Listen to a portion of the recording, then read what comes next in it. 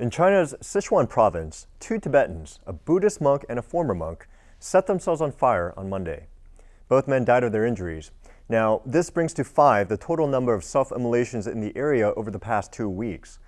More than 40 people have set themselves alight in the past year to protest against what they believe is Chinese persecution of their religion and culture. Monday's immolations led to clashes between Tibetans and the police in Aba, where the men had been members of the KIRTI monastery. Free Tibet, a human rights organization, says that one person was killed, although this has not been confirmed by Chinese authorities.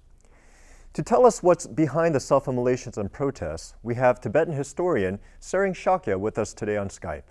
Professor Shakya specializes in Tibet's relations with China and teaches at the University of British Columbia.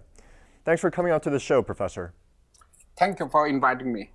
Now, the KIRTI monastery seems to be a focal point for a lot of these protests.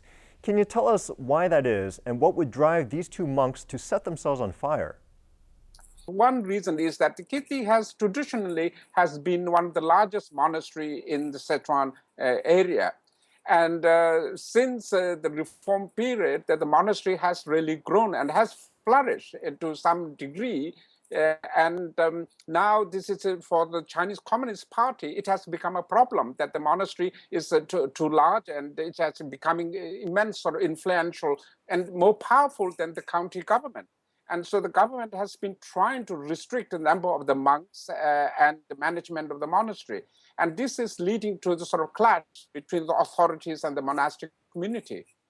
Now, does the increase in the number and frequency of these protests have anything to do with the upcoming leadership change in China?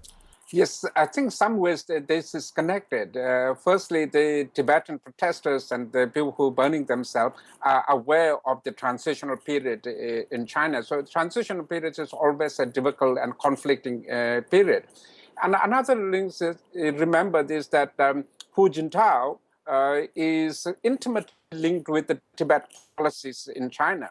Hu Jintao was party secretary in the Tibet Autonomous Region.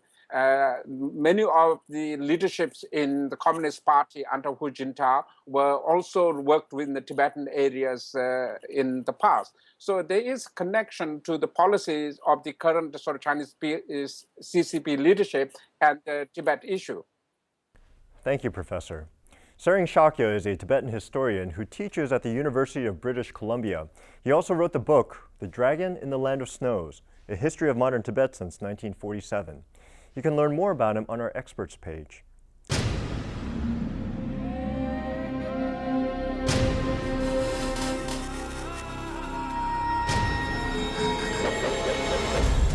Now on U.S. airwaves, a global channel of uncompromising stories.